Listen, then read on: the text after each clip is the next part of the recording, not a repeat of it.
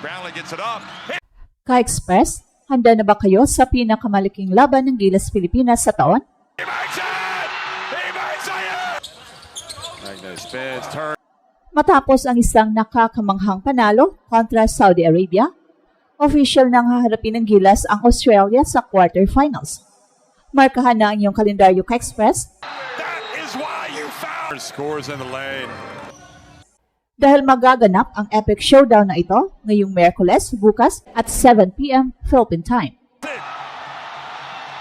You do not. Here's Hickey getting in, scoring. Ka-Express, hindi lang basta laro ang magaganap. Ito ang unang beses na magkikita ang dalawang kupunan simula nung infamous brawl. At ngayon, takot pa rin ang Australia sa Gilas. Hindi na sa kamao, kundi sa pangalang Justin Brownlee. Brain Smith from the wing. Run the risk with a player like Brownlee. Mula sa PBA, Olympic Qualifying Tournament, Asian Games at ngayon sa FIBA Asia Cup, ang magic ni Brownlee ay kilala na sa buong mundo. Pass Dwight Ramos goes in with the left hand.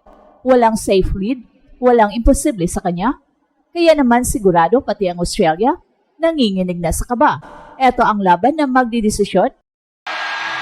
Wow, that looks familiar. Hindi lang ng panalo, kundi ng karangalan at national pride. Ka-Express, kung dati-rati ang pangalan ng Pilipinas sa international basketball ay kasama sa mga underdogs, ngayon meron tayong isang pangalan na kinatatakutan ng mga kalaban, Justin Brownlee. At hindi lang basta sa Asia, mula nang mag-umpisa ang FIBA Asia Cup, ang magic ni Brownlee ay kumalat na sa buong mundo. Tinitingnan na siya ngayon bilang isang legendary figure sa international basketball, at ang kanyang pangalan ay nasa bawat bibig ng mga fans at analyst. Ang bawat laro ni JB ay parang isang pelikula na siguradong may happy ending. Sa mga clutch moments, si JB ang bida at ang kanyang galing ay nagbibigay ng pag-asa sa buong kupunan. Ang kanyang kakayahan na mag-apoy sa opensa at depensa ay isang panibagong weapon ng Gilas na ngayon lang nakita ng international basketball community. Ilan sa mga nakasaksi ng kanyang galing ay ang mga coaches at players ng kalaban na sigurado ako ngayon ay nanonood na ng mga videos ni Justin Brownlee para maghanda. Pero paano ka nga ba maghanda sa isang manlalarong tila walang imposible? Sinasalamin ng kanyang kasaysayan ang kanyang pagiging isang clutch player. Naalala niyo pa ba ang PBA Finals kung saan nagbigay siya ng buzzer-beating three-pointer na nagpanalo sa Barangay Ginebra? Ang tirang iyon ay nagdala ng panibagong buhay ng mga fans at sa buong kupunan. At sino ba ang makakalimot sa Asian Games semifinals kung saan nag-apoy si Justin Brownlee sa huling segundo ng laro para talunin ang China? Ang mga moments na ito ay nagpatunay na ang magic ni JB ay totoo at hindi lang basta hype. Ngayon sa FIBA Asia Cup, muli niyang pinatunayan ang kanyang galing sa pamamagitan ng isang clutch three-pointer kontra Saudi Arabia na nagpatabla sa laro at nagpadala sa atin sa overtime. Ang kanyang performance ay isang wake-up call sa lahat ng mga kalaban at sigurado ako walang safe lead sa kanilang isipan dahil alam nilang may Justin Brownlee na handang habulin ang anumang agwat. Ang kanyang galing at ang kanyang husay ay magiging isang malaking factor sa ating laban kontra Australia. Ka-Express, ngayon, ang laban ng Gilas kontra Australia ay hindi lang basta ordinaryong basketball game. Ito ay isang rematch na matagal nang inaantay ng buong mundo. Ito ang unang pagkakataon na magharap muli ang dalawang kupunan simula nung notorious na 2018 World Cup Qualifiers Brawl.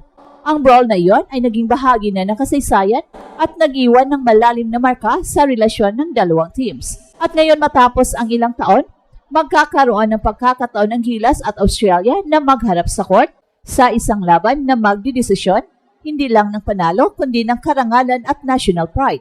Ang laban na ito ay hindi para sa statistics kundi para sa puso at galing. Ito ay isang pagkakataon para sa Gilas na magpakita ng kanilang galing at patunayan na sila ay kabilang na sa mga elite teams ng Asia. Kung dati-rati ang Gilas ay tinitingnan bilang isang kupunan na madaling talunin, ngayon, ang lahat ay nagbago na. Meron na tayong Justin Brownlee, isang player na may magic at hindi susuko. Ang laban na ito ay isang kwento ng pagbangon, pag-asa at pagbabago. Ang Gilas ngayon ay mas matatag, mas disiplinado, at mas handang lumaban. Sa kabila ng lahat ng pinagdaanan, ang Gilas ay nanatiling buo at nagpakita ng kanilang galing sa laro kontra Saudi Arabia. At ang panalong yon ay nagbigay ng panibagong kumpiyansa sa buong team. At ngayon, handa na sila para sa pinakamalaking hamon, ang Australia, na kilala sa kanilang matinding opensa at elite defense na magiging ultimate test para sa Gilas. Pero ang Gilas ay hindi na ang dating Gilas, hindi na lahat puso, ngayon nag-level up na, at may never say die attitude na ang mantra ng team.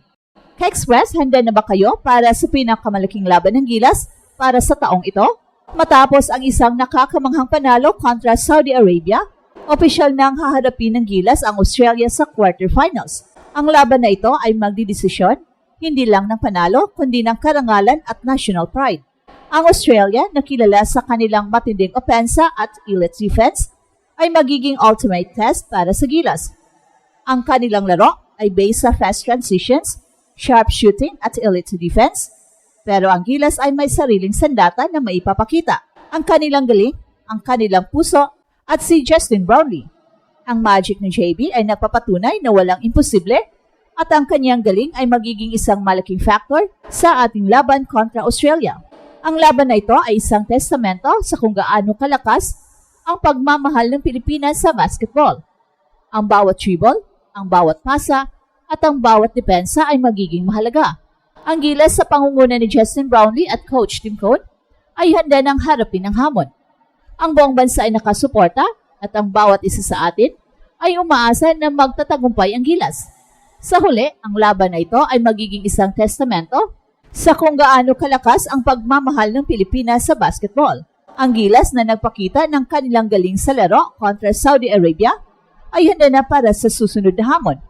Ang kanilang panalo ay nagbigay ng panibagong pag-asa sa bawat Pinoy na nagmamahal sa basketball at ngayon ang lahat ay umaasa na magtatagumpay sila. Handa na ba ang Gilas na gulatin muli ang mundo? Handa na ba ang Pilipinas na magdiwang muli? Handa na ba tayo sa laban ng kasaysayan? Sa huli, ang laban ng Gilas kontra Australia ay hindi lang basta isang laro. Ito ay isang kwento ng pagpapaalala sa atin kung gaano katatag ang pusong Pinoy. Ang never say die spirit na nagpatunay sa atin sa laban kontra Saudi Arabia ay muling susubukin sa quarterfinals. Ang magic ng JB na nasaksihan ng buong mundo ay siyang magdadala sa atin sa panalo. Pero hindi lang si JB ang bida, ang bawat players ng Gilas ay may gampanan sa laban na ito. Ang panalong ito ay magiging isang testamento sa kung gaano kalakas ang pagmamahal ng Pilipinas sa basketball. Ang bawat dribble, bawat pasa at bawat depensa ay magiging mahalaga. Handa na ba ang Gilas na harapin ang hamon? Handa na ba ang buong Pilipinas na magdiwang muli? At handa na ba tayo sa laban ng kasaysayan? At eto ang Express Info kung saan bawat kwento, ginulat ang mundo. Don't forget to like and subscribe.